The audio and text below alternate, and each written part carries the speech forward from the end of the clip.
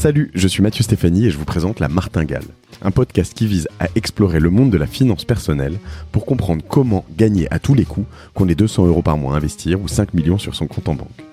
On va pas se mentir, c'est un peu ambitieux, mais les faits sont là. Jusqu'à maintenant, j'ai pas pris le temps de m'intéresser à tous ces sujets et il est temps que ça change. Alors abonnez-vous, des éclairages gratuits, ça commence par là. Salut Victor. Bonjour. Je suis ravi de te recevoir. Alors, je suis avec Victor Laura. Victor Laura, tu bosses chez Bankin, c'est ça ? C'est bien ça. Et Bankin, donc c'est une application qui est là pour aider les Français à gérer leur argent. Mais on n'est pas vraiment là pour parler de Bankin aujourd'hui, même si Bankin est peut-être un outil où tu vas nous expliquer après la raison pour laquelle peut-être tu bosses chez Bankin. On est là pour parler du mouvement FIRE. Oui. Alors FIRE, ça veut dire, c'est un acronyme de l'anglais Financial Independence Retire Early. Donc c'est l'indépendance économique, la retraite précoce, c'est ça ? C'est exactement ça. Donc ça veut dire quoi ? Moi j'ai découvert un peu, donc je suis ravi d'avoir cet épisode et cet échange avec toi Victor, parce que c'est pas un mouvement qui est hyper répandu en France, alors que ça l'est dans plein d'autres pays. Moi, j'ai un ou deux copains qui sont un peu lancés là-dedans il y a quelques temps. L'idée, en gros, si je devais ultra schématiser ça, c'est comment décider à 20 ans de prendre sa retraite à 40 ans, quoi.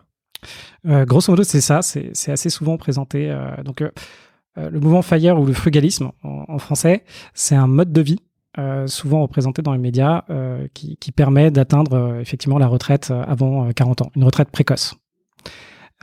Si on veut rentrer un petit peu plus dans le détail, moi je pense que c'est assez vulgarisé, mais grosso modo les frugalistes, c'est les personnes qui ont envie de se focaliser sur l'essentiel et vont finalement consommer moins, consommer différemment et potentiellement à terme devenir indépendants financièrement grâce à des revenus passifs. Donc l'objectif, c'est de remplacer ces revenus du travail par des revenus passifs qui viennent soit de la bourse, soit de l'immobilier ou de, entre guillemets, side business, donc des business automatisés. D'accord. Alors évidemment, ça pourrait pas marcher. Ça marche dans un tout et dans un ensemble. Ça pourrait pas marcher. Tout le monde pourrait pas devenir frugaliste parce qu'il faut bien qu'il y ait des gens qui bossent quelque part quand même, non ? Alors potentiellement à terme, effectivement, si tout le monde était frugaliste, ça ne fonctionnerait pas. Après, je pense que si là, dès demain, tout le monde devient frugaliste, je pense que le système, on le changerait et qu'on verrait les choses différemment. Donc je pense qu'il y a des modèles alternatifs qui sont inventés, pas forcément basés sur la croissance. Et là, à mon avis, le frugalisme va aider à aller vers ce type de système. Alors moi, ce qui me passionne dans cette approche du mouvement FIRE, c'est que tu es à la fois hyper impliqué dans tes finances et la manière, enfin c'est très financier finalement, faut connaître et tu vas nous expliquer ce que tu mets de côté, combien, comment, etc. Faut l'investir, où est-ce que tu prends des risques, où est-ce que tu n'en prends pas, etc. etc. Donc c'est à la fois très, on va dire, presque capitaliste dans une certaine approche et dans une autre complètement ou très anticapitaliste, c'est-à-dire pas forcément pour la croissance,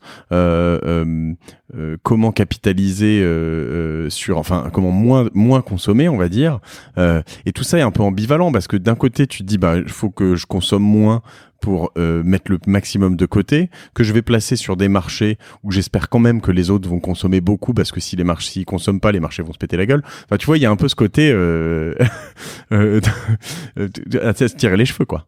C'est exactement ça, donc c'est fantastique parce que les valeurs derrière le frugalisme, c'est quand même d'être un petit peu contre, on va dire, ce qu'on avait comme archétype de succès dans les années 90. Donc dans les années 90, voire 2000, c'était quoi ? C'était le succès à l'américaine, de la surperformance, de réussir à avoir beaucoup d'argent, d'acheter des belles voitures, d'acheter des belles montres et finalement de surconsommer. Donc le frugalisme part du sens que même la philosophie frugaliste, c'est quoi ? C'est finalement la consommation ne va pas t'amener le bonheur. Donc c'est pas parce que tu as les moyens d'énormément consommer que tu vas être heureux. Donc c'est de se dire ok, je deviens frugaliste. Moi dans la vie, qu'est-ce qui est intéressant et qu'est-ce qui m'apporte et qu'est-ce qui me rend heureux ? Donc chacun a sa propre définition. Donc ça peut être potentiellement des personnes comme toi, c'est dans le business, c'est d'en apprendre, c'est d'en faire par exemple un podcast pour en faire son MBA personnel, c'est-à-dire comprendre la vie, etc. Ça peut être d'autres personnes qui ont envie de passer du temps avec leurs enfants, principalement. Ça peut être des personnes qui ont juste envie de lire et de faire de l'art toute la journée. Donc ça dépend vraiment de l'envie de chacun. Après, pour effectivement arriver en gros, à pouvoir utiliser son temps, il faut pouvoir se séparer de son travail, parce que c'est là où on passe finalement la plupart de son temps. Hein. Donc, je pense qu'il y en a beaucoup qui sont comme moi. Moi, je passe plus de temps au travail que je ne vois ma copine. Et si demain j'ai des enfants, je passerai plus de temps au travail que de voir mes enfants. Et du coup, il y a une notion, la seule chose qu'on a réellement dans la vie, c'est le temps. Et du coup, pour pouvoir se focaliser sur l'essentiel, il faut pouvoir regagner son temps. Et du coup, comment on regagne son temps? Effectivement, là, on adopte tout ce qui est possible avec le capitalisme. Donc, on se dit, OK, on investit. Tu m'as vu, j'ai failli exploser de rire parce que je me suis dit, est-ce que c'est politiquement correct de te dire, est-ce que ce n'est pas... Mais je vais le dire quand même. Non, je sais pas si je peux dire ça. Est-ce que c'est pas parce que tu n'as pas d'enfants, que tu ne sais pas, que tu veux passer plus de temps avec eux ou pas?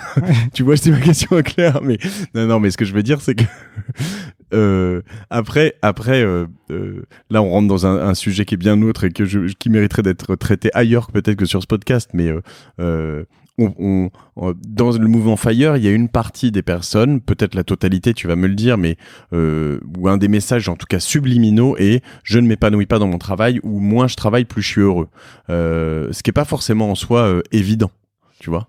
Alors, il y a effectivement en fait, je pense que la première couche, c'est ça. C'est-à-dire pas mal de personnes qui travaillent et qui, en fait, n'aiment pas trop leur boulot et ont envie de c'est même s'affranchir. pas qu'ils n'aiment pas leur boulot, c'est qu'ils n'aiment pas le boulot. Enfin, l'idée de travailler, quoi. Potentiellement aussi, oui, l'idée de travailler, on peut aller jusque-là. Après, il y a toute une deuxième couche et je pense que là, on en fait quasiment tous partie, qui est de se dire, OK, aujourd'hui, j'aime bien mon travail. Aujourd'hui, je peux travailler beaucoup. J'aime ce que je fais. Mais je me rends compte que potentiellement, dans 5 à 10 ans, est-ce que je vais toujours avoir autant d'énergie? Est-ce que je vais toujours autant aimer travailler? Et du coup, là, le mouvement FIRE, c'est quoi? C'est de se donner la possibilité et la liberté, finalement, de travailler moins et différemment. Ou potentiellement de s'investir dans d'autres projets. En fait, on ne sait pas de quoi demain sera fait.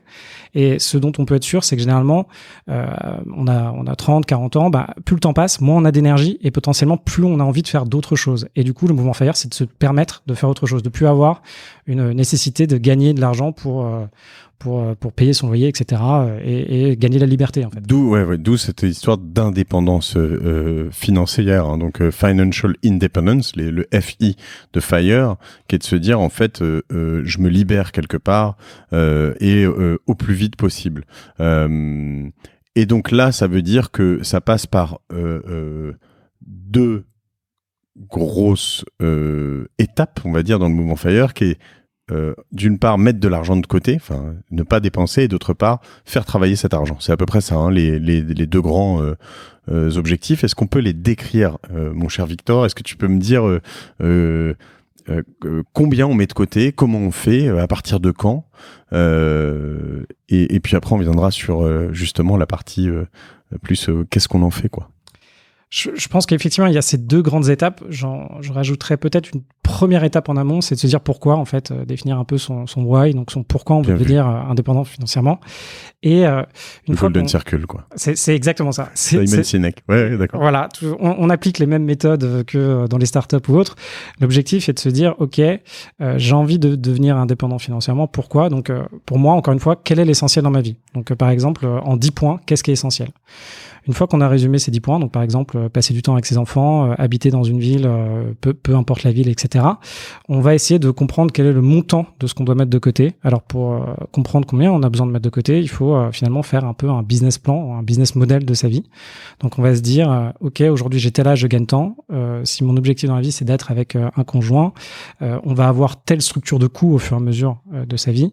Et là où ça va coûter le plus cher, c'est potentiellement quand on va avoir 2 enfants en bas âge et un appartement assez grand pour avoir 2 enfants. Et lorsqu'on calcule combien en fait on a besoin d'argent pour pouvoir vivre cette vie-là, on connaît son montant FI, donc son montant d'indépendance financière. D'accord. Une fois qu'on a fait ça, le montant FI, il est alors tout ça pardon, c'est un montant, c'est une poche totale d'argent mise de côté ou c'est un revenu mensuel? Alors, dans un premier temps, on parle d'un revenu mensuel net et après, on calcule ce que ça veut dire en termes d'investissement. C'est quoi ton FI à toi? Alors moi, il est assez important. Je pourrais le donner, c'est un peu plus de 7 000 euros, entre 7 et 10 000 euros. Tu veux gagner 7 ou 10 000 euros par mois? Exactement. En fait, ouais. D'accord. Donc ton why, tu pourrais nous le dire peut-être, je sais pas, mais en tout cas l'idée c'est de dire ton montant FI c'est de gagner entre 7 et 10 000 euros par mois et à partir de ce moment-là tu te considéreras comme indépendant mais gagner ce montant automatiquement, sans travailler, c'est ça? C'est ça. Alors, moi, d'où vient ce montant, d'ailleurs, qui est plus proche de... 10 000 euros, qui est plus proche qui est plus proche de 10 000 que de 7 000. Pourquoi? En fait, ce que j'ai fait, c'est que j'ai calculé, simplement. Donc, moi, dans ma vie, mon objectif, j'ai envie d'avoir 2 enfants. D'accord. J'ai envie de faire une indépendance financière totale, c'est-à-dire pour mon couple, donc que la personne qui vit avec moi n'ait pas besoin de faire le même système. Et en gros, habiter à Paris dans un appartement de 60 à 70 mètres carrés en location, ça coûte entre 2 et 3 000 euros. Chaque enfant, ça coûte entre à peu près 800 euros par mois. On rajoute les impôts, on rajoute tout le reste. Et ben, on arrive finalement à minimum 7 000 euros. En gros, si on veut avoir une vie agréable à Paris, il faut 7 000 euros dans un couple. Moi, il s'avère que je veux tout traiter tout seul, donc ne pas mettre la pression, parce que c'est quand même beaucoup de pression de devenir FIRE, donc on pourra rentrer là-dedans. Donc moi, j'ai fait tout ce système, j'ai fait toute ma structure de coûts, et je me suis dit, ok, c'est 7 000 euros minimum pour que je sois indépendant financièrement. Après, ce qui est à noter, c'est ce montant-là, une fois qu'on l'a, pour savoir combien on doit mettre de côté. Donc, il y a une méthode un peu, la méthode américaine classique, c'est de multiplier ce montant par 25. Enfin, de multiplier ce revenu mensuel déjà par 12 et après de le multiplier par 25. Donc, en gros, tu te dis que tu vas gagner un 25e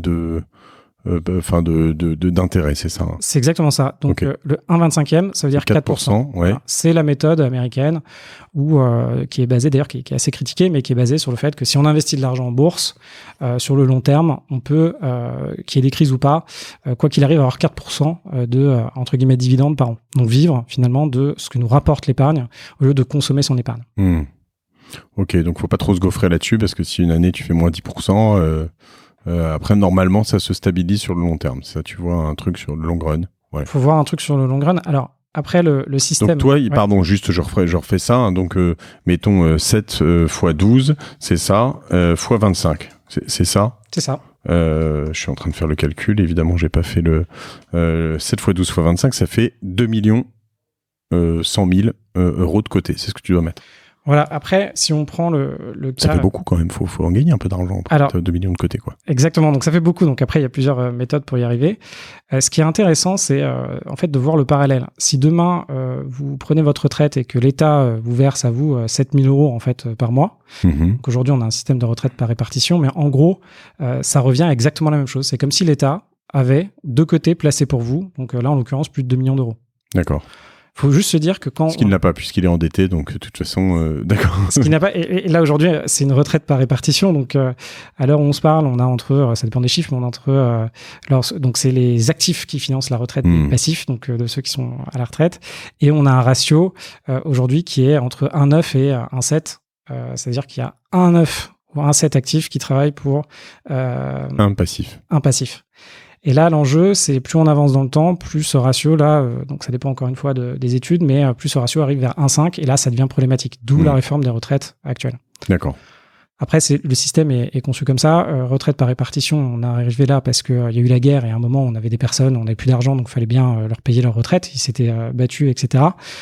Et du coup, on a monté ce système. Là, aujourd'hui, nous, ce système arrive de ce qu'on croit en bout de course. Après, moi, je pense qu'il y a d'autres manières de le faire. Et du coup, on est en train de promouvoir un système plutôt à l'américaine. Après, la problématique, c'est que nous, en France, on va revenir dessus, on est un des pays les plus taxés. Et du coup, nous demander à nous de constituer notre retraite et en plus devoir financer la retraite de ceux qui sont déjà à la retraite, ça devient compliqué. Ouais. Et là, c'est l'état dans lequel on est aujourd'hui, en vérité. Donc, si on revient sur le montant, qui est mon montant qui est plus de 2 millions d'euros, comment on fait ? Donc déjà il va nous dire comment mettre 2 millions de côté. Alors ce conseil est juste, alors soyez prêts, hein. Écoutez, ouvrez bien grand vos oreilles. Alors du coup, genre tu as la pression. Allez, c'est parti. Du coup, tout ce qui est frugalisme, indépendance financière, il y a 3 piliers. Le premier pilier, c'est effectivement l'investissement en bourse. Dans les normes de l'indépendance financière, on fait de l'investissement en bourse non leveragé. Donc ça veut dire que on ne va pas emprunter de l'argent pour investir en bourse. Et on va faire ce qui s'appelle du lazy investment. Donc, c'est de l'investissement pour paresseux.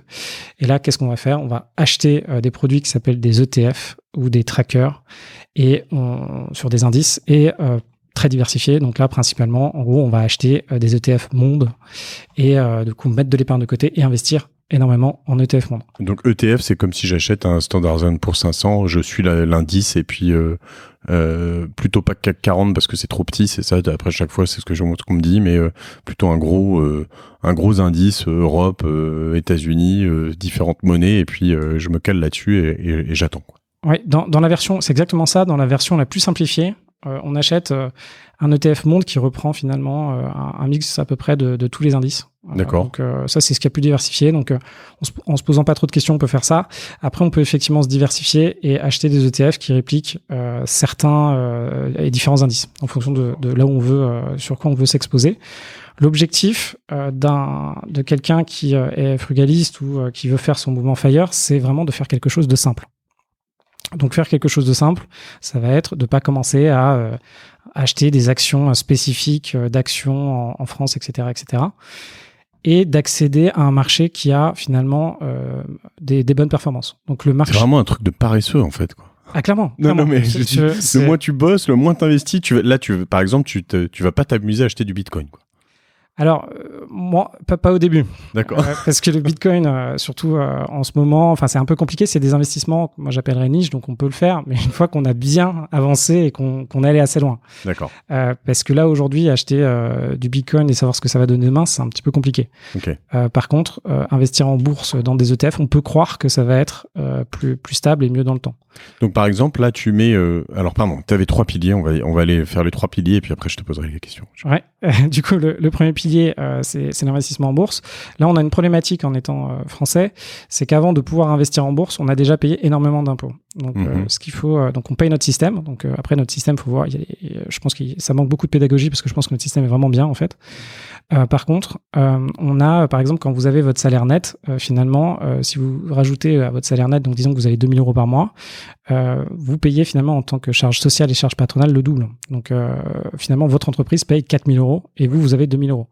Du coup, indirectement, et après, vous, une fois que vous avez vos 2 000 euros, vous payez l'impôt sur le revenu. Et donc, en France, nous, on a, par exemple, considéré que quelqu'un qui gagne plus de 6 000 euros par mois, entre guillemets, n'a pas à gagner plus que 6 000 euros par mois parce que c'est déjà trop. Donc, si on regarde l'impôt sur le revenu, là, quand vous gagnez plus de 6 000 euros par mois, vous êtes imposé à 41%. Donc, si vous voulez avoir vraiment beaucoup d'argent pour derrière potentiellement le replacer, c'est très compliqué, même si vous avez un salaire très important. C'est-à-dire que pour passer de 6 000 à 8 000 euros, il faut quasiment gagner 4 000 de plus. Enfin, j'exagère, mais 3 000 et quelques de plus, qui seront taxés à 41%.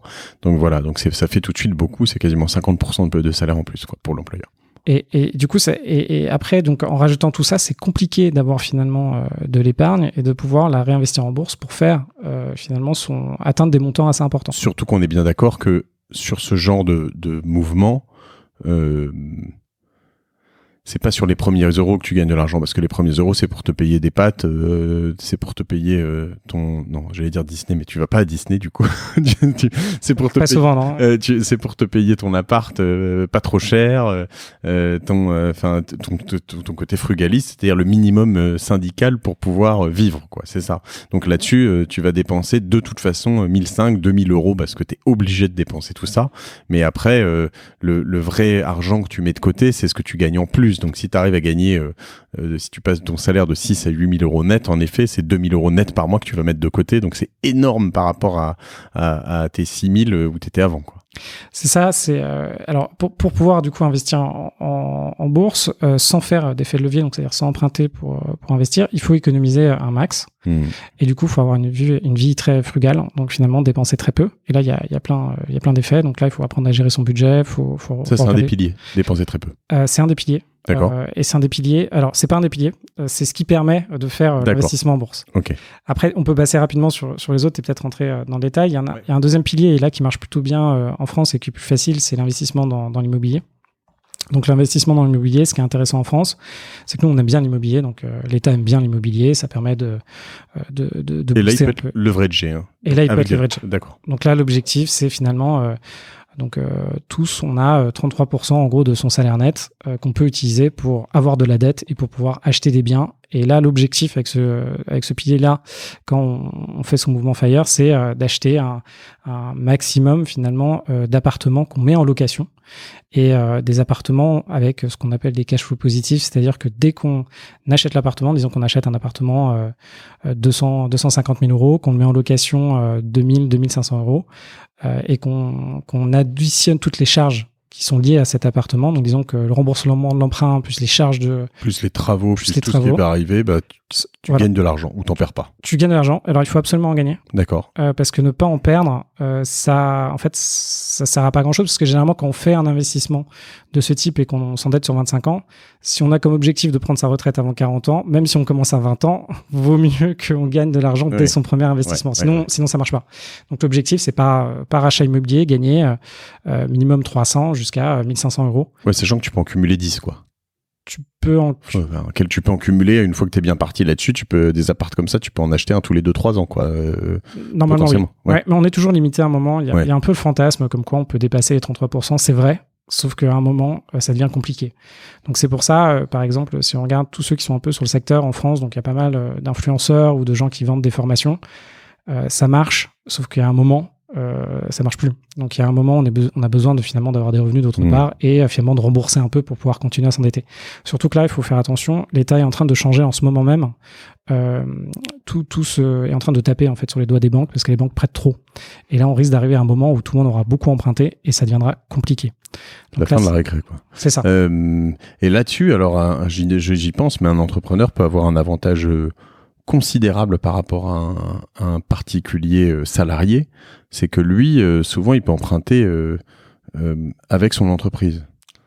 Et ça, c'est potentiellement énorme parce que quand tu empruntes via une entreprise, si tu as une entreprise qui marche bien, tu peux vite emprunter 5 ou 10 millions d'euros pour acheter un bureau, en fait. C'est exactement ça. Donc, première, c'est de le faire. Après, il y a des enjeux fiscaux. Donc, déjà le faire en individuel, après potentiellement de le faire en société, en SCI. Ouais. Et après, de le faire avec son entreprise. Donc, moi, c'est exactement ce que j'ai fait. Donc, j'ai fait les trois. D'accord. Ce qui me permet de me leverager plus et d'avoir accès à plus de dettes. Est-ce qu'il faut te payer ton propre appart ? Alors, normalement, non. Après, je pense qu'on fait tous des arbitrages. Des arbitrages. Moi, en l'occurrence, j'ai payé mon propre appart. Bouh. En fait, voilà, exactement. il faut payer son... En fait, moi, je dis go pour... si on suit un peu la méthode, go pour se payer son propre appart si son appart correspond à un investissement locatif. Donc, si on achète son appartement et que demain on le met en location et qu'on est en cash flow positif, go. Par contre, si on prend par exemple un appartement à Paris, rien ne rentre dedans.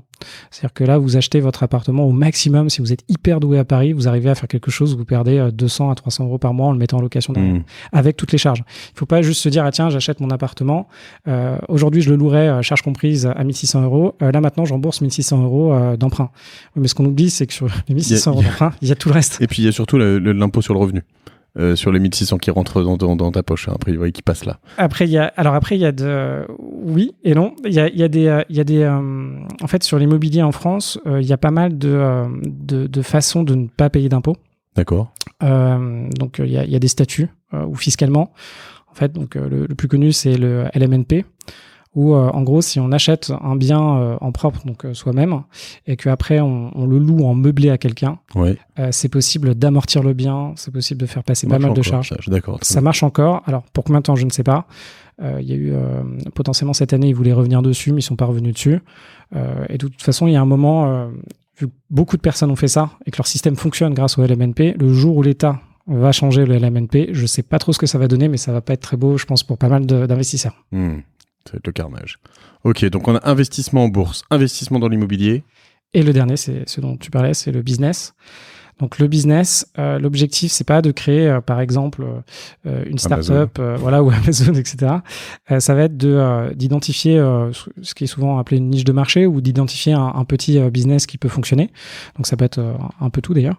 Et très vite d'identifier un business qui peut être automatisé et dont on peut le placer potentiellement en gérance. Donc ça peut être soit un site internet pour vendre par exemple des bouteilles d'eau un peu customisées, en verre bien sûr, pas en plastique. Et sinon ça peut être par exemple si on identifie, là on peut penser à Pantin, il n'y a pas beaucoup de restaurants, on peut se dire bah tiens on va ouvrir un restaurant. Une fois que le restaurant est ouvert, le placer en gérance. D'accord. Et profiter du coup de revenus qui viennent de cette activité-là. Et là, en faisant ce système de business un peu automatisé, on peut effectivement, là encore une fois, retourner dans l'investissement immobilier grâce à ce business, c'est-à-dire utiliser les capacités d'emprunt du business. Là encore une fois, pour faire ça, attention parce que des règles fiscales s'appliquent et du coup, quand on fait un achat immobilier avec, par exemple, une SASU ou une SAS, il y a pas mal d'enjeux fiscaux derrière, donc il faut juste vérifier. On paye toujours de l'impôt, mais il faut savoir quand on le paye.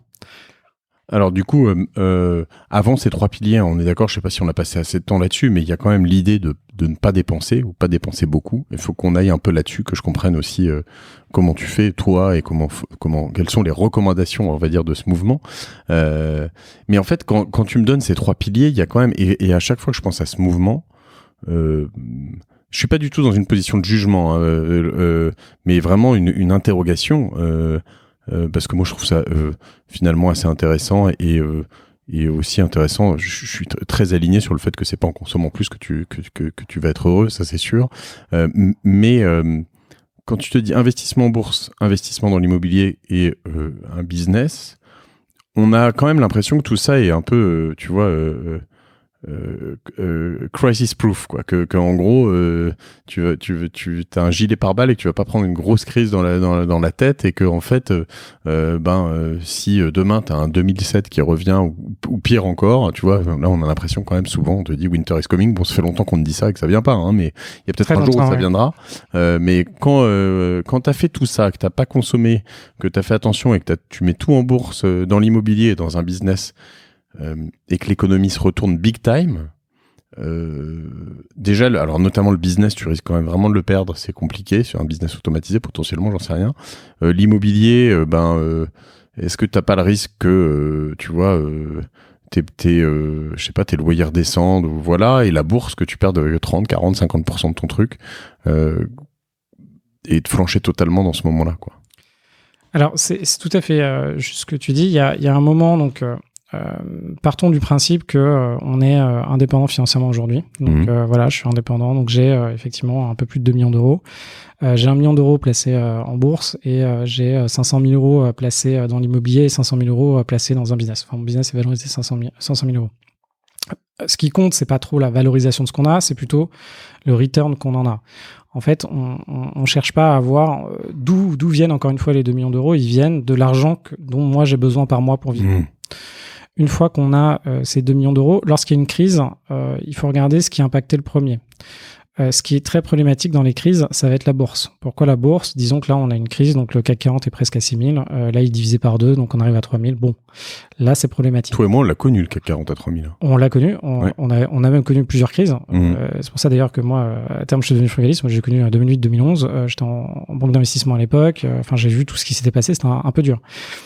Mais donc là, potentiellement, la bourse, il y a beaucoup d'impact. L'immobilier, et c'est assez marrant parce que tu as tout de suite parlé de la solution, mais s'il y a une crise immobilière et que les prix de l'immobilier sont divisés par 2, c'est pas trop un problème, tant que les loyers ne sont pas attaqués.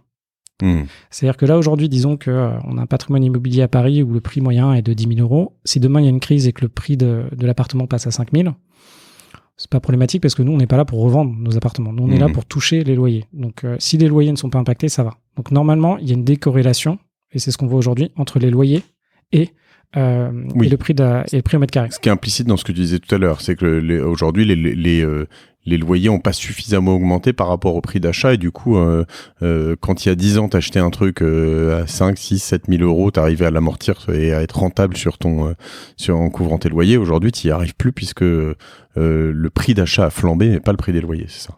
Oui, alors moi je verrais ça d'autant plus, enfin c'est un peu spécial, je dirais que l'immobilier à Paris c'est devenu une valeur refuge, où on est prêt à mettre beaucoup d'argent pour avoir peu de rentabilité, et que derrière finalement les salaires ne suivent pas forcément. Donc aujourd'hui, qui peut réellement louer à Paris des appartements de grande taille ?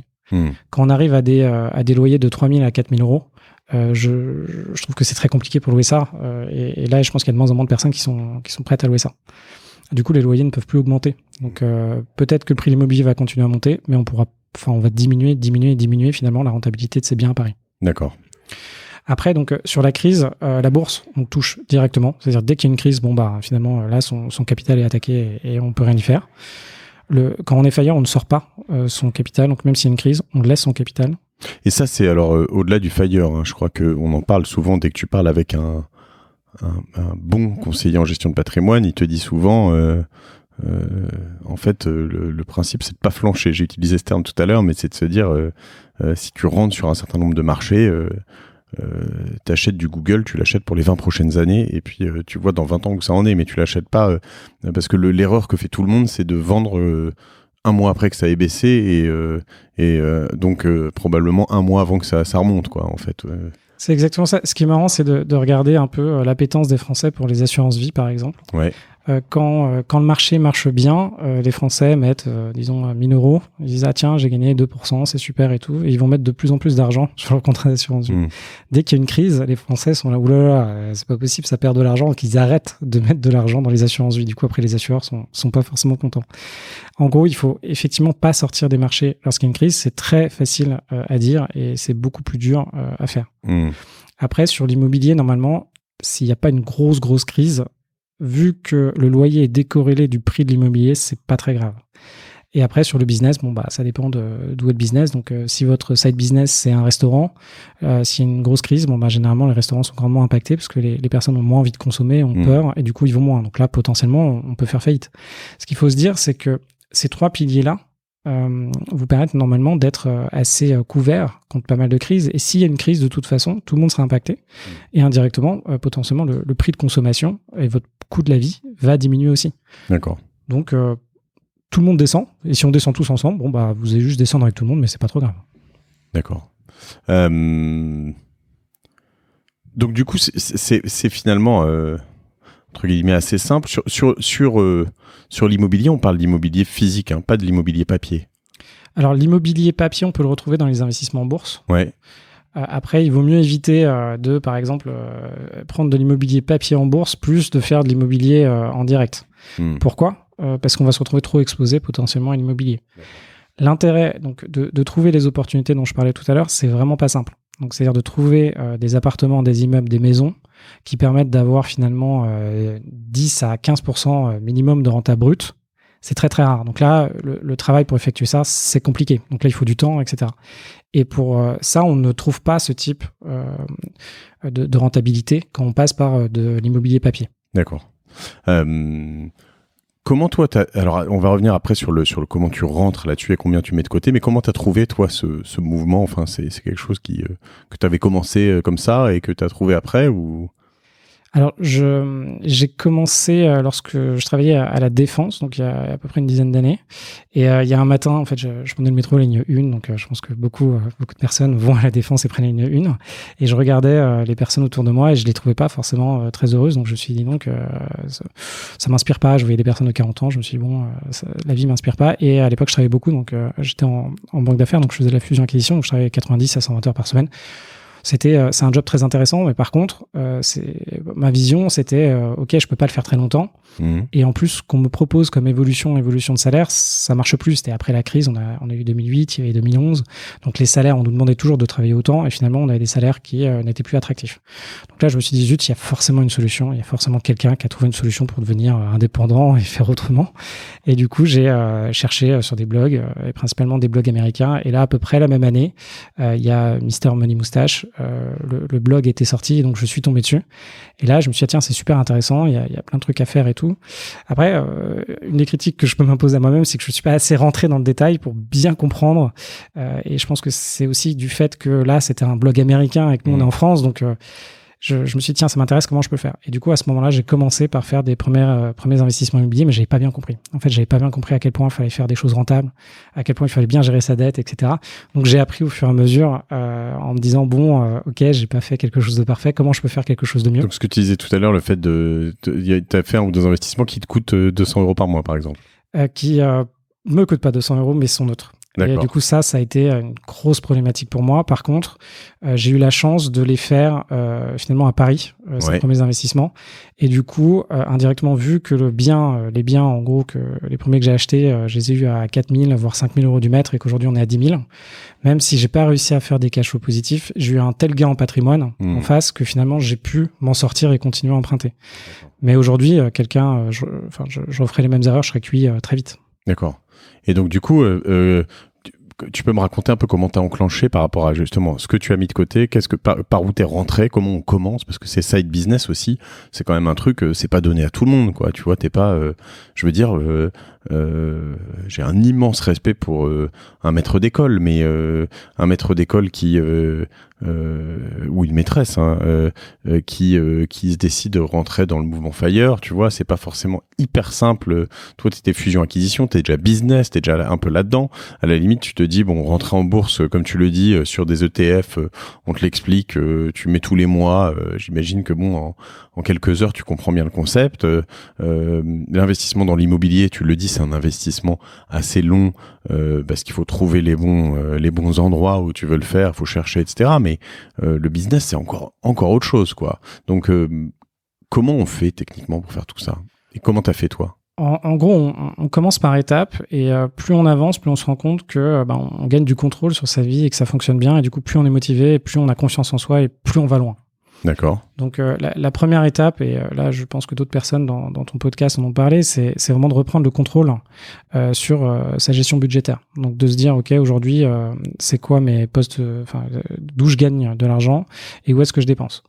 De regarder ça et de se dire, ok, comment je peux optimiser finalement tout ce que je dépense et réussir à le faire sur quelques mois. Donc déjà, ça c'est très dur. Il y a très peu de personnes qui y arrivent finalement. Donc là déjà, il y a un premier frein. Pourquoi c'est dur ? Pourquoi c'est dur ? Parce que c'est un peu contre nature. En fait, c'est un peu... nous, on est des êtres humains. C'est par exemple, là, on ouvre un paquet de chips. En fait, le paquet de chips, en vrai, c'est mauvais pour nous. Mais vu qu'on est un peu... on est clairement des animaux, on nous met un pétale de chips sur la langue. C'est gras, ça active tous nos sens. On est super bien, on se sent bien, etc. La consommation, c'est pareil. C'est-à-dire qu'une fois qu'on est tombé dedans, que socialement, on nous explique que, il faut avoir une belle montre, il faut être bien. Socialement, ça indique coûter. Et que finalement, on a des shots de dopamine dès qu'on... Je regarde ton téléphone. Oui, dès qu'on consomme. Il est pas si vieux que ça, son téléphone, je crois. Non, mais Black Market, c'est pas mal. D'accord. Mais c'est pas le dernier. Et du coup, l'objectif avec ça, c'est de réussir à se dire, ok, j'ai pas besoin de vraiment, encore une fois, de se dire, ok, pourquoi je fais ça ? Qu'est-ce que je veux avoir comme vie ? Et derrière, de se dire, ok, où est-ce que je peux économiser de l'argent ? Donc là, concrètement, tu fais un tableur Excel ou un truc comme ça et tu te dis, ok, mon PNL, c'est ça, je rentre tant d'argent sur mon compte tous les mois et mes dépenses jusqu'à il y a peu, c'était ça et ça. Là-dessus, d'ailleurs, sans faire de promo, et c'est pas l'idée ici, mais juste pour savoir, un outil comme Bankin te permet donc de faire ça ou pas ? Je rêve. Genre de te dire, j'ai tant qui va sur le leisure, enfin sur l'entertainment et tout ça, le récréatif, tant qui va sur...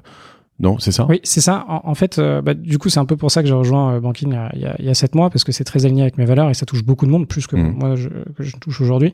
Donc en gros, la première étape, c'est de se dire, ok, où vont mes dépenses déjà aujourd'hui ? Donc un outil comme Bankin, c'est super. Donc on agrège tous ses comptes et après on voit, ok, aujourd'hui, je dépense tant et dans telle catégorie. D'accord. Tant en restaurant, tant en nourriture, etc., etc. Donc ça, c'est super. Déjà, on réalise ce qu'on dépense. Parce que généralement, la plupart des personnes, ils réalisent ce qu'ils dépensent en fin de mois, en se disant, ah ouais, zut, il me reste 50 € sur mon compte, où l'argent est passé. Du coup, en utilisant un outil comme Bankin, ça fonctionne bien. Après, dans Bankin, on peut se fixer des budgets, mais pour moi, ça, en toute transparence, ça va pas assez loin. Pourquoi ? Parce que moi, personnellement, j'ai besoin de réellement comprendre ce que ça veut dire, par exemple, quand il y a marqué que je dépense 300 € en restaurant. Ok, moi ça me parle pas en fait. Et du coup, moi j'ai plus loin du coup avec un tableur Excel ou Google Sheet, etc. C'est que je me dis, ok, moi je veux dépenser tant par mois, et tant par mois, ça représente tant par jour. Donc en effet, en restaurant, tu as potentiellement les restaurants du midi, un peu pas obligatoire, mais que tu fais avec tes collègues, etc. Et puis les restaurants vraiment plaisir avec tes potes. C'est différent, par exemple. C'est différent. Voilà, il faut arriver à descendre un échelon qu'on arrive à comprendre. Okay. Et après, bon, ça dépend de la situation de tout le monde. Donc dès que quelqu'un a un peu une vie pro, une vie perso, c'est compliqué. Bon, il y a des valeurs, il y a des enjeux supplémentaires. L'objectif, c'est de se dire, ok, j'ai le droit à un restaurant par semaine pour 20 ou 30 ou 40 €, peu importe. Mais au moins, je sais quelle est ma limite. Et comme ça, je réplique, en fait, assez bêtement. Il faut que ce soit très simple. Je me dis, ok, je vais au restaurant, je dépense pas plus de 40 €. Ça, c'est l'étape que j'appelle l'étape barre de fer, quoi. Oui. Mais alors, du coup, quand même, socialement, il y a un moment où tu dois expliquer ça un peu à tes proches. C'est-à-dire, si tu as des potes qui te disent, tiens... je sais pas, j'ai un prix chez Petrosian, je peux avoir du caviar pour machin, est-ce que pour le dîner de demain ça vous branche, on met 50 balles chacun ? Toi tu vas dire non. Oui, assez souvent. Après, et tu leur expliques parce que je fais ça et que je suis sur un truc et ça les saoule pas. Enfin, j'en sais rien. Potentiellement, oui. En fait, c'est un peu comme quelqu'un qui devient vegan. Ouais. Quelqu'un qui a des valeurs dans sa consommation et qui veut consommer maintenant éco-responsable. Bon, bah, ça a énormément d'implications. Et on t'assimile pas comme un gros radin très vite? Alors, on me le dit assez souvent, non. Pourquoi ? Parce que j'évite ce type de situation et que après j'explique la démarche. Mais effectivement, quand on me demande de participer en me disant oui, mais Victor, en plus, toi, des bons revenus, etc., est-ce que tu veux pas participer, etc., il faut que j'explique à chaque fois. Ouais. Et le plus dur, en fait, c'est toute l'explication. C'est comme quand vous êtes vegan. Ou que on vous dit bah venez on va dans ce restaurant, etc., et là non, il faut expliquer la démarche, et c'est assez dur en fait. C'est comme être je dirais potentiellement c'est un peu dur, mais comme être homosexuel dans les années 90. Voilà, c'était les gens savaient pas ce que c'était, etc., voulaient pas voir. Bon voilà, c'est comme être femme et être dirigeante. Et tout ça, en fait, ça évolue avec le temps. Et moi, je pense, c'est comme aujourd'hui, vraiment consommer éco-responsable. Donc, vraiment consommer, être assez dur et ne pas acheter, choisir vraiment ses vêtements. Dans le temps, en fait, ça va devenir accepté. Mais aujourd'hui, c'est un peu dur. Peut-être que fondamentalement, je vérifie la définition exacte, mais c'est être radin, en fait. Je veux dire, finalement, tu gardes l'argent pour toi plus tard. Enfin, y a un peu de ça quand même. Il y a juste dire pourquoi je le fais et comment. Tu vois ce que je veux dire ? Après, pour moi, il faudrait revoir la définition de radin. C'est si c'est d'un point de vue financier, à la limite, on donne peu aux autres. Effectivement, on va peu participer lorsqu'il y a des cadeaux de départ, etc.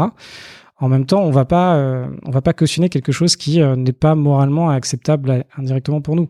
Mais de toute façon, c'est peu ou participer dans une certaine mesure. C'est juste que toi, tu te dis et tu calcules, tu te dis, tu pourrais même, si tu voulais le pousser à l'extrême, te dire par mois, je suis prêt à mettre 12,90 € dans les pots de départ ou dans les cadeaux de départ, et te dire, j'estime qu'il y en aura 4 par an, donc je diviserai tant, et puis s'il y en a 5 ou 8, et voilà, tu mettras autant dans chaque cadeau de départ. Enfin, tu vois ce que je veux dire, si tu voulais le pousser à l'extrême, c'est ça. C'est exactement ça. Non, mais il faut aller jusque-là. C'est-à-dire qu'il y a un moment... Alors, moi, dans ma démarche, quand on prend le mouvement FIRE... Tu fais combien pour les cadeaux de départ, tu sais pas beaucoup. Et ma problématique, c'est j'étais dans des boîtes où il y avait beaucoup de départs. Donc là, c'était compliqué, il fallait gérer ça. En fait, dans le mouvement FIRE aussi, ce qui est intéressant, c'est qu'il y a finalement plusieurs types. Donc il y a un type qui s'appelle donc FIRE, donc le Regular FIRE. Mmh. En gros, Regular FIRE, ça veut dire que son niveau de vie, une fois qu'on est indépendant financièrement, c'est le niveau de vie moyen du pays dans lequel on habite. Donc en France, le niveau de vie moyen, c'est 2200 €, on va dire 2000 €. Et en gros, si on refait les mêmes calculs que tout à l'heure, ça veut dire mettre 600 000 € de côté ou investir 600 000 €. Donc là, on peut assez facilement y arriver si on revient sur le professeur en faisant 1 ou 2 achats immobiliers et en mettant de l'argent de côté. Et en créant potentiellement une petite activité, on y arrive facilement. Après, il y a ce qui... Mais ça veut dire mettre combien de côté par mois ? Alors, ça dépend. Ouais. Parce que, en fait, la problématique sur mettre de côté par mois, on se rend vite compte en France, vu les impôts qu'on a. En fait, avant de pouvoir avoir accès à de l'argent et de l'investir, on a déjà payé la retraite de ceux qui sont en retraite. Ouais, mais ce que je voulais dire, pardon, je t'ai coupé dans ton raisonnement, je sais pas si tu peux le retenir pour après, mais est-ce que quand tu gagnes 1 800 € par mois, tu peux te mettre dans un mouvement FIRE ou c'est quand même pas accessible ? Alors, tu peux te mettre dans un mouvement FIRE, mais tu vas pas faire la même chose que quelqu'un qui gagne beaucoup plus. Alors, je m'entends. Quand tu gagnes, par exemple, un SMIC, ce que tu peux faire, c'est pour ça que ça marche bien en France, tu peux aller sur l'immobilier. Ok. Aller sur les marchés, bon, tu peux y aller, mais tu n'auras jamais assez, finalement, d'argent de côté pour vraiment y aller. D'accord. Par contre, lorsque tu gagnes, finalement, un SMIC, quand tu vas te dire, OK, mon indépendance financière, généralement, tu vas dire que c'est le SMIC. Et donc, quand tu es au SMIC, là, on va arriver, disons qu'on divise par 2 le montant qu'on a donné tout à l'heure, à 300 000 €, on s'en sort. Donc, 300 000 € investis, ça peut aller très rapidement, finalement. En faisant des investissements en province, on peut très vite arriver à 1 000 € de cash flow positif avec de l'immobilier. Parce que, en effet, moi, je connais des personnes, sans les citer, mais j'ai notamment un pote qui est allé s'installer à l'étranger et qui, lui, est déjà avec on va dire, un montant qui doit être en effet peut-être entre 500 000 et 1 million d'euros, et déjà, je sais pas si on peut appeler ça rentier retraité. En revanche, il doit dépenser, comme tu le dis, je pense 2 500 € par mois, quoi, pas plus, pour tout son couple avec un enfant, quoi. Donc du coup, en effet, faut savoir être frugal réellement, parce que c'est ça. C'est pour ça que c'est bien de commencer en fait par réduire ses dépenses et finalement avoir un niveau de vie assez bas parce que on diminue son attente sur son indépendance financière. Si on prend le montant du début et qu'on veut rester habiter à Paris, vivre en couple avec 2 enfants, bon bah voilà, on arrive à 2 millions d'euros investis minimum. Et là, pour y arriver, faut potentiellement très bien gagner sa vie, savoir faire du business, savoir investir en bourse, etc. Donc moi, c'est ce que j'essaie de faire. Donc là, c'est compliqué. Par contre, si on diminue son niveau de vie, on peut assez facilement y arriver. Donc par exemple, des personnes qui... donc, si on revient sur la définition regular fire, donc on a dit que c'était 2 000 euros et du coup 600 000 euros investis. Après, on peut tomber sur des personnes qui sont en lean fire. Donc, lean fire, c'est vraiment réduire au strict minimum, vivre en dessous du niveau de vie. Et là, pour moi, ce qui représente bien ces personnes-là, c'est des trentenaires qui, en couple, vont habiter dans des tiny house, donc des petites maisons, et vont avoir comme objectif d'être indépendants sur leur nourriture et d'autres choses pour ne dépenser que 500 à 1 000 euros par mois. D'accord. Là, t'es vraiment... OK. Hardcore fire, quoi. Oui. Hardcore fire, là vraiment très lean. Et lorsqu'on arrive à des montants, par exemple, de 1 000 euros par mois, et on a déjà fait le calcul, ça veut dire 300 000 euros investis, voire là on descend encore 150 000 euros investis. Et là, ça va très vite. Donc avec un bel investissement, on y est indirectement. Donc il y a beaucoup de personnes qui sont indépendantes financièrement assez rapidement. Là, moi, avec un de mes investissements, je suis lean fire à la limite, si j'ai envie d'avoir ce niveau de vie-là. T'as quel âge ? Moi, j'ai 31 aujourd'hui. D'accord. Et après, il y a tout ce qui est plutôt fat fire, donc être plutôt gras. Donc moi, c'est mon objectif, c'est-à-dire avoir un niveau de vie supérieur. Et après, donc, sans pousser jusqu'au montant... Fat fire, j'adore. Ça, c'est top. Ça. Et du coup, là, on va plutôt tabler... si je fais l'équivalence avec le modèle américain, nous, ce serait plutôt le salaire d'un cadre. Donc en moyenne, le salaire d'un cadre, c'est 4 000 euros. Et du coup, pour faire 4 000 euros, on refait... En couple. Oui, c'est ça. En France, c'est par personne. Oui. Du coup, d'où moi, mais 7 000 euros. C'est ça, 4 000 euros en couple, c'était 4 000 x 2, enfin presque. Ouais, x 2. Voilà, donc on retombe un peu. On retombe en fait, moi, sur mon exercice où je le fais pour 2 personnes. Donc le Fat Fire seul, c'est 4 000 euros. Donc 4 000 euros, on a fait le calcul tout à l'heure avec 2 000 euros. Donc ça veut dire 1,2 million d'investis. Fat Fire, en fait, tu reviens sur la définition du rentier, en fait, un peu, hein, la définition, en tout cas la perception qu'on a en France du rentier, quoi. C'est-à-dire que le rentier, un peu gras, quoi. Je pense que oui. Après, le rentier, je dirais encore une fois, la différence, c'est quand on devient frugaliste, on se pose quand même des questions sur... oui, le rentier, on le voit avec une Ferrari. Exactement. Voilà, toi, t'es pas dans cette image-là. Mais alors, du coup, là-dessus, une fois que tu arrives à être fat fire, mettons que tu es 40 ans. Toi, ton objectif, il a quel âge? Tu le sais? 34. À 34 ans, tu veux gagner 7 000 euros par mois C'est ça. D'accord, dans 3 ans. Dans 3 ans. Ah oui, donc là, tu mets énormément de côté. Donc là, non seulement je mets énormément de côté, mais même en épargnant... Tu peux me dire combien? Combien j'ai de côté ou comment je mets Combien tu mets de côté par mois? Alors, tous les mois, je dois mettre entre 2005 et plus de 3 000 euros par mois. D'accord. Après, alors c'est un peu compliqué comme question. Et pourquoi? Parce que j'ai moi personnellement, donc je mets beaucoup d'argent de côté moi personnellement sur le salaire que j'ai, parce que je suis salarié aujourd'hui. Ouais. Et en plus de ça, j'ai beaucoup d'investissements qui me rapportent de l'argent. Et j'ai des side business aussi qui me rapportent de l'argent. Et cet argent-là, je ne le consomme pas, je le réinvestis. Et donc tout ça, en partant de rien. Tout ça en partant de rien. Ouais. T'es pas un fils d'eux avec une... voilà, c'est important de le noter. Non, et justement, en fait, j'ai des amis qui sont fils d'eux, donc c'est assez marrant, ils comprennent pas du tout ce que je fais. C'est-à-dire que ils sont là, mais Victor, mais pourquoi tu t'embêtes autant? Pourquoi tu fais tant d'investissements? Mais pourquoi tu viens pas avec nous au ski? Pourquoi tu viens pas, je sais pas où, en Corse, machin, etc. Et en fait, moi, ma réponse, c'est... en fait, eux ne sont même pas au courant de leur situation. Du coup, je leur dis, oui, mais tu vois, donc toi, tu bosses déjà, tu as un bon boulot. La plupart, ils ont des bons boulots. Et après, je leur dis, oui, mais toi, à un moment, tu vas hériter d'1, 2, 3 apparts à Paris, déjà payés, tes parents vont te les donner, etc. Peut-être que tu les as même déjà. Et moi, c'est absolument pas le cas. C'est-à-dire que moi, avant d'arriver à ton niveau, il faut que je me sois construit tout seul. Et du coup, je suis dans une démarche où je me construis seul. Et c'est très dur pour eux parce que ils comprennent pas. Mais en fait, ils comprennent même pas eux où ils en sont. Alors que moi, je vois où ils en sont et je vois qu'est-ce que je dois faire pour y arriver. Et donc là, tu vas pas au ski? Je vais pas. Alors là, ça fait longtemps. Je peux faire des exceptions. Ouais. Mais là, ça fait longtemps que je peux aller au ski. Là. Et l'idée, quand même, quand tu gagneras 6-7 000 euros par mois, c'est que tu pourras aller au ski alors après. Après, oui. Là, en fait, je suis en train de repousser un peu le moment où je vais pouvoir profiter de certaines choses. Après, ce qu'il faut se dire, c'est quand on est très aligné avec sa démarche, et je pense que toi, ça doit être à peu près pareil. Par exemple, quand on a un business et qu'on est très investi dans son business, qu'on a un peu une mission dans la vie, généralement, on consomme peu et on a moins d'envie parce qu'on est très axé sur ce qu'on fait. On n'a pas le temps, ouais. Et on n'a pas le temps. C'est-à-dire le temps est consommé à une vitesse. Non, après, il y a des choses dont tu as besoin potentiellement quand tu n'as pas le temps, par exemple, c'est de personnes, que ce soit dans ton business ou dans ta vie perso. Moi, j'ai pas le temps de faire le ménage chez moi. J'ai pas complètement le temps de garder mes enfants à plein temps, tu vois. Ça fait partie aussi des choses où, du coup, tu dois soit avoir des garderies, soit avoir des nounous, soit avoir des aides, soit avoir des choses comme ça, parce que sinon, tu te rends compte que le temps, et c'est toujours pareil, que tu passes à bosser, il te rapporte plus que le temps que tu passes voilà, alors, je dis pas aux gens, et je ne fais pas ça, je vois mes enfants, et tu vois, je t'ai demandé de venir une demi-heure plus tôt pour justement voir mes enfants ce soir. Oui. Et c'est exactement ce que tu as dit. C'est-à-dire qu'à un moment, c'est dans la gestion du temps, il faut voir quelles sont les tâches qui te génèrent de la valeur, court terme et long terme, et après de sous-traiter toutes les tâches où il y a moins de valeur. Donc moi, par exemple, en plus, il y a en France, il y a quand même des niches fiscales. Donc, par exemple, si on parle du ménage, on prend une aide à la maison, une aide à domicile, 50% sont déduits des impôts. Donc, très vite, en France, on paye quand même des impôts. Ouais. Donc, toutes ces aides, on peut les utiliser. Enfin, c'est pas réellement des aides en vrai.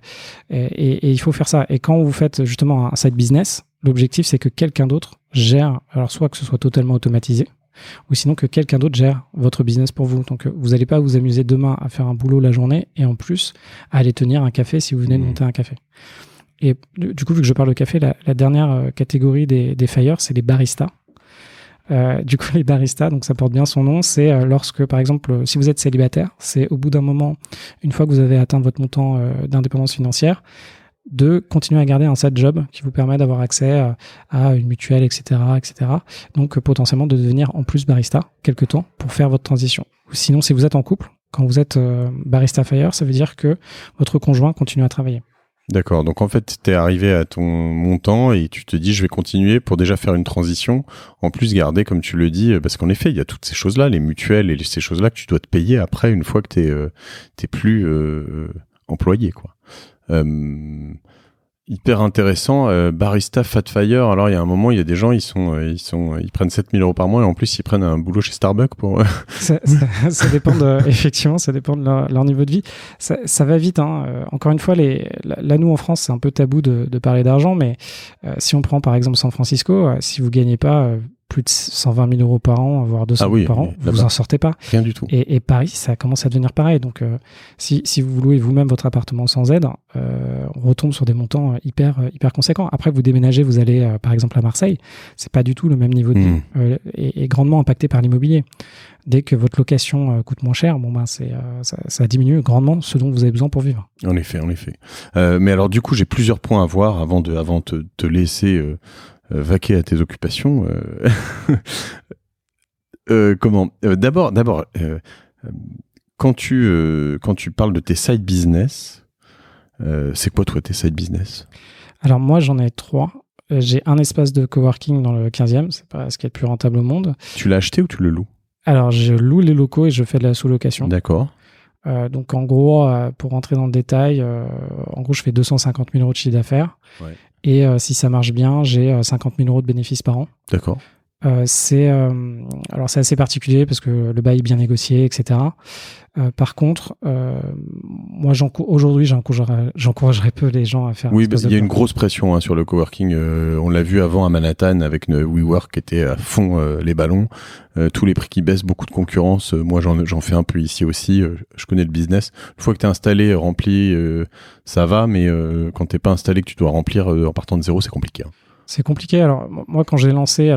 du coup, pour lancer un side business comme celui-là, moi, j'étais full-time dessus. Donc, il y a des moments où il faut être capable de faire potentiellement des breaks pour monter ce type de business, en tout cas, de faire des breaks de son activité de salarié et de lancer ça full-time. Tu as des postes dispo? Profites-en, ouais. J'ai pas de poste dispo. Bon, moi, j'en ai un, si vous voulez. Ah bah. Pas beaucoup. Mais... du coup, moi, j'ai la chance qu'il soit, en gros, dans le 15e, donc en face du parc Georges Brassens. Ouais. Et alors, j'ai encore des places disponibles pour louer des salles, parce que les salles, ça marche bien. Donc, l'espace, il s'appelle Espace GII. Donc là, il y a Jonathan qui s'en occupe. Voilà. D'accord. Business automatisé. Il fait tout là-bas. Donc, il est en charge de tout l'espace.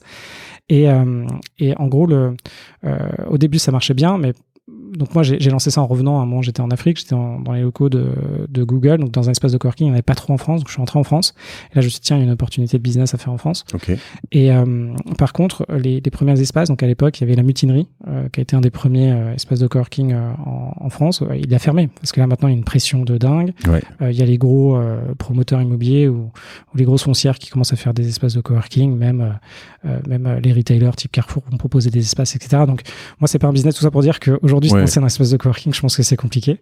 Par contre, donc l'autre side business, c'est un organisme de formation sur tout ce qui est innovation. D'accord.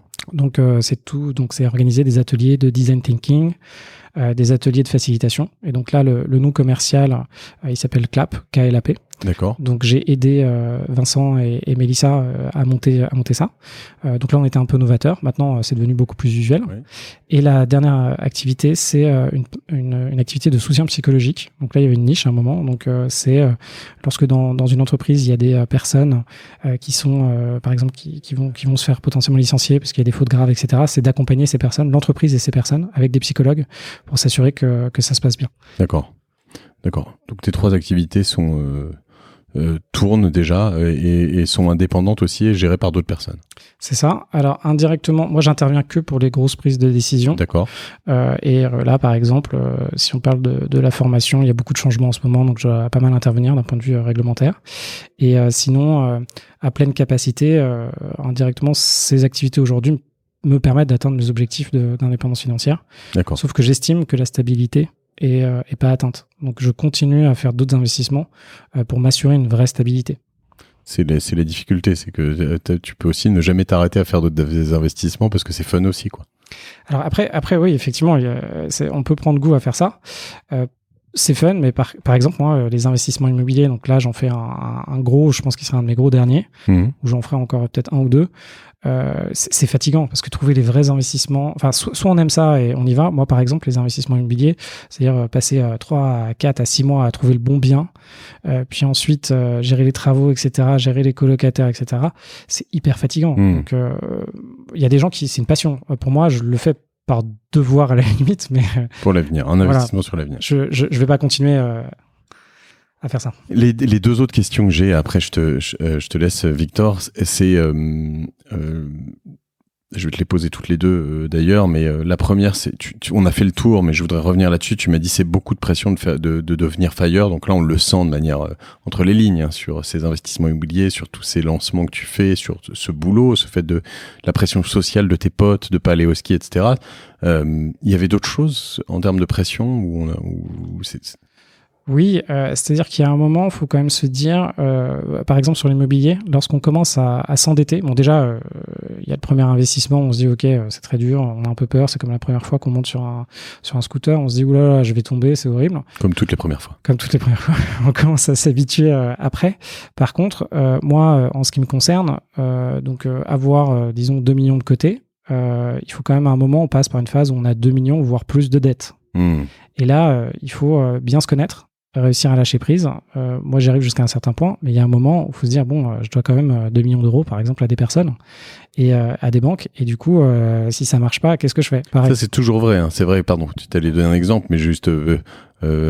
quand je pense à Patrick Drahi et ses dettes, je dors pas la nuit pour lui, quoi. Mais c'est exactement. Il y a des gens, et c'est à peu près la même chose quand vous levez des fonds. Hein. Donc moi, je suis pas mal dans l'univers startup, mais quand vous levez, même avant c'était 500 000 euros, maintenant c'est beaucoup plus facile en CRA de lever, enfin beaucoup plus facile. On est plutôt dans les 1 million, 1,5 million, 3 millions. En CRA. En série A, pardon. Ah, pardon, oui, bien sûr. Et la problématique, c'est lorsque vous empruntez ou qu'on vous donne cet argent en equity, votre objectif, c'est quand même que cet argent prenne, enfin que ce soit bien utilisé, que ça prenne de la valeur. Donc là, il y a beaucoup de stress là-dessus. Et après, il y a non seulement la dette, après il y a ce que vous placez dans les marchés, parce que vous vous dites quand même, ok, mon objectif, c'est d'être indépendant en 15, 20 ou 5 ans. Eh bien, vous pouvez retourner en arrière. C'est-à-dire, vous faites un mauvais investissement, vous retournez en arrière. Vous avez la bourse qui se retourne, vous retournez en arrière. Donc là, par exemple, moi, depuis 1 an, sur mes investissements en bourse, je fais du plus 8 à du plus 10%. Pourquoi? Parce que je suis hyper, entre guillemets, bullish. Donc, je suis hyper agressif sur les marchés. Donc, que actions, États-Unis, etc. Ah, t'es pas ETF, donc? Je suis ETF. Ouais. Je suis ETF, mais très exposé. D'accord. J'ai pas, par exemple, moi j'ai très peu de bons du trésor qui rapportent rien. Quand je vais en bourse, c'est pour vraiment palper de la croissance. Sinon, ça m'intéresse pas et prendre du risque. Ok. Et là, par exemple, si ça se retourne, bon, il faut se dire, voilà, j'avais prévu potentiellement de. Alors c'est assez marrant parce que moi je fais ça chaque été. C'est-à-dire que chaque été, quand je suis dans le sud, du coup, dans un petit appartement qui appartient aux parents de ma copine, un tout petit appartement, ça nous va très bien, donc faut rester frugal. Je refais mon bilan. Et je regarde au bout de combien de temps je vais pouvoir devenir indépendant financièrement. Et assez souvent, donc moi je suis assez agressif sur mes objectifs, mais assez souvent, chaque année, je me dis, ah zut, finalement, je redécale d'1 ou 2 ans parce que j'y suis pas, parce que ça n'a pas aussi bien marché, parce que j'ai loupé des choses, etc. Et là, il y a une sensation d'échec qui est là, mais c'est pas trop grave. Par contre, effectivement, c'est beaucoup de pression. Quand vous avez plusieurs activités, c'est beaucoup de pression. En plus, généralement, si vous voulez continuer à plutôt bien gagner votre vie pour faire des investissements. Par exemple, le poste que j'occupe, donc c'est une super boîte, Bankin et Bridge d'ailleurs, ces 2 boîtes à peu près jumelles. Par contre, indirectement, même si l'ambiance est très bonne, j'ai pas mal de responsabilités. Il faut atteindre des objectifs qui sont comme. En fait, à partir du moment où vous avez un salaire assez important, surtout dans les startups, c'est que généralement derrière, vous fournissez 10, 100 fois ce que vous coûtez. Et du coup, c'est quand même beaucoup de boulot, beaucoup de pression aussi dans votre boulot. Une fois que vous avez fini votre pression, votre boulot le soir, vous enchaînez sur la pression de potentiellement une chaudière qui explose ou qui s'arrête, etc. Donc, tout à fait. C'est un rythme de vie quand même assez. Rien n'est gratuit. Voilà. Ça le sera plus tard. Non, ce sera pas gratuit. Ce sera les efforts du passé. Donc l'idée, c'est quand même vraiment de te dire, je fais des efforts maintenant sur l'avenir, quoi. Et le tout, c'est de peut-être pas le faire pour tes 60 ou 70 ans où tu as un risque fort de mourir, mais à un moment où normalement tu seras vivant, donc tu bosses beaucoup tôt pour en profiter quand même de ton vivant, quoi. C'est un peu le calcul. Ouais, c'est ça. Et puis je pense qu'après, ça correspond à des types de personnalités aussi. Moi, je suis quelqu'un, j'adore bosser, donc moi, ça me va. Après, il y a un moment... mais ça, c'est le Fat Fire. Je pense que le Lean Fire, il est pas dans cette démarche. Alors, il est peut-être un peu moins dans cette démarche. Par contre, il y a des choses qu'on oublie assez souvent. Et là, on commence à voir les premiers résultats des startups. Moi, il y a pas mal de gars qui ont monté des startups, qui ont levé 3 millions, 3 millions 5 millions, qui me contactent aujourd'hui en me disant, écoute, Victor, je me suis concentré dans mon business à fond. J'ai levé et puis finalement j'ai revendu un peu à la casse ma startup parce que j'ai pas atteint mes objectifs. Et vu que j'avais levé beaucoup, j'avais des objectifs très importants. Et je me suis rendu compte que je me suis pas occupé de moi. Et là, ils viennent me voir en me disant, Victor, qu'est-ce que je fais aujourd'hui pour m'assurer que je m'occupe de moi et de mon argent qui est à côté.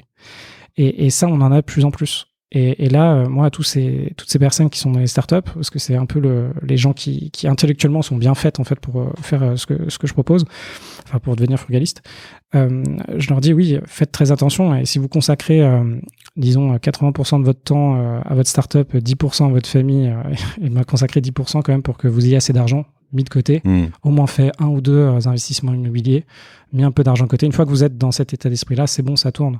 Mais pensez à vous parce que le jour où vous allez vous planter, bon, normalement, vous allez apprendre plein de choses, mais potentiellement, vous risquez d'être en burn-out, vous risquez d'être un peu limite. Donc là, faites gaffe parce que... Ouais, tu mets tout par terre. Tu mets tout par terre et quand on est là, t'as plus rien. Et moi, j'en connais pas mal qui ont plus rien. Et c'est surtout pour ça que moi, j'ai vu en France, il y a pas mal d'influenceurs qui proposent des choses, qui proposent des contenus, mais c'est à chaque fois payant et puis c'est une vision pas transparente de réellement ce qu'il faut faire. Donc c'est pour ça que j'ai créé Fire France, la communauté en fait du mouvement Fire en France. D'accord. Qu'on retrouve où ? Qu'on retrouve sur firefrance.io. D'accord. Et un blog à côté qui s'appelle devenirfrugaliste.com. Où dedans, moi, mon objectif, c'est de donner gratuitement finalement ma méthode, en fait, moi, ce que j'ai fait, et d'expliquer concrètement en France, c'est un peu ça le problème, concrètement en France, comment on fait. Donc, en fait, ça reprend exactement tous les échanges qu'on a eu là, et je donne même en accès mes modèles que j'ai. D'accord. Donc, mes modèles d'investissement, que ce soit immobilier ou en bourse, et concrètement en fonction de là où en est la personne, de simplement faire son plan et de pouvoir le suivre. D'accord. Super, écoute, je suis sur le site firefrance.io, tout est très clair. Écoute, chouette, on voit un bel article dans Le Monde que tu as eu il y a quelques semaines aussi. Ah bah, très bien. On arrive au bout de cet épisode, au moins on voit tout ça, on sait où te contacter, on peut t'ajouter sur LinkedIn. Tout à fait. D'accord, donc Victor Lora, L-O-R-A. La dernière question que je t'ai pas posée, alors il y en avait une autre parce qui revient sur chaque épisode, mais c'est finalement aussi quand tu arrives au bout, toi, quand tu arrives à 7 000 € par mois, je reviens sur ton cas de Fat Fire, tu as quand même un peu intérêt finalement après à aller t'installer, je sais pas moi, au Cambodge, quoi, ou au Burkina Faso. Enfin, tu vois, là, tu seras un super Fat Fire, quoi, non ? Potentiellement, oui. Mais c'est tes objectifs de vie, ça. Après, ça dépend. Moi, de base, je suis quand même parisien. Ma copine est parisienne. Nos familles sont à Paris ou proches. Au moins, c'est accessible. Et je pense qu'après, de faire le choix de partir et d'habiter dans un autre pays, c'est pas si simple. Parce que là, on quitte beaucoup de choses. Après, il y en a plein qui le font aujourd'hui. Par contre, c'est pas forcément moi la vie que j'ai envie de mener. Et c'est intéressant parce que du coup, pour finir sur cette bonne note au moins, c'est un côté très introspectif et j'ai dit radin mais pas égoïste tout à l'heure. Et ce que je veux dire là-dessus, c'est que tu vois, il y a un côté je fais attention à ce que je dépense et je fais pas n'importe quoi, mais il y a aussi beaucoup d'approches de l'écosystème. Tu parles de ta famille, tu parles de tes dépenses, tu parles de presque finalement écologie, environnement, etc., etc. Donc on n'est pas dans un mouvement qui est juste refermé, hein. C'est pas l'idée, quoi. Donc je trouve que ça assez intéressant. Ma dernière question avant de te quitter, c'est une question que je pose à chacun de mes invités. Tu y as répondu, mais si il y en a un que tu nous as caché, c'est quoi toi, ta martingale à toi? Alors ma martingale à moi, directement, c'est toute ma méthode que je pratique tous les jours. Que tu as mis en ligne. Que j'ai mis en ligne. Donc, progressivement, je le fais parce que je fais ça en plus de mon boulot. Donc, la plupart, donc c'est sur, effectivement, en ligne. Et elle s'étoffe. Et sinon, ma martingale, c'est... à un moment, faut juste réussir à conserver son énergie. Il faut faire attention à ça. Parce que sans énergie et sans motivation, on va pas très loin et on s'arrête. Donc, il faut vraiment faire attention surtout quand on se lance dans pas mal de projets comme ça, à trouver le moyen qu'on a tous de se reposer et de faire du lâcher prise. Donc, pour certains, ça peut être quand même de dépenser un peu plus le week-end, mais d'être bien avec des amis. Ça peut être ça. Moi, par exemple, le samedi après-midi, le samedi matin, je fais un badminton avec des amis. Ça m'aide beaucoup, ça me permet de me relaxer. Et puis, le samedi après-midi, je dors en fait pendant une demi-journée. Et ça, il faut absolument que je le conserve. Sinon, ça ne marche pas. Donc, pour moi, martingale, c'est vraiment ce qui me permet moi d'avancer. Donc, conserver son énergie pour continuer. Je suis assez d'accord. Il fait attention à sa vie, à son énergie, à son sommeil, à sa bouffe, à sa nourriture, à tout ce qu'il faut. Victor, je te remercie vraiment de ce temps. On a dépassé le temps imparti, mais bon, tant pis. J'espère que ça vous a intéressé à tous. À bientôt, Victor. Merci, à bientôt. Et puis à bientôt tout le monde. N'oubliez pas de nous ajouter sur LinkedIn, que ce soit Victor ou moi, Mathieu Stéphanie. Je suis ravi de continuer ce podcast et de découvrir des personnes comme Victor, des mouvements différents à chaque fois, une approche très différente de la finance et de la finance personnelle. C'est vraiment hyper enrichissant et tout ça aussi grâce à vous. Donc je vous remercie. Si ça vous plaît également, n'hésitez pas à mettre une note sur la martingale sur notamment Apple Podcast, c'est important, et puis à le partager autour de vous, à envoyer cet épisode à des potes, parce que je suis sûr que vous avez des amis qui sont fire dans l'âme, mais qui ne le savent pas, et un peu barre de fer sur les bords, et puis aussi un peu à vouloir investir. Donc envoyez-leur, ça les intéressera, et je suis sûr qu'ils découvriront ce mouvement fire et Victor avec beaucoup d'intérêt. Voilà, je vous remercie, je vous embrasse et je vous dis à bientôt sur la martingale.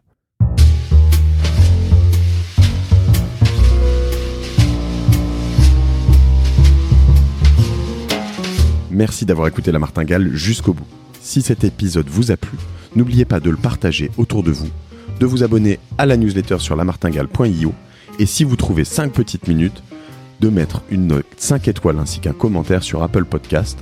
Ça nous aide beaucoup pour remonter dans les classements.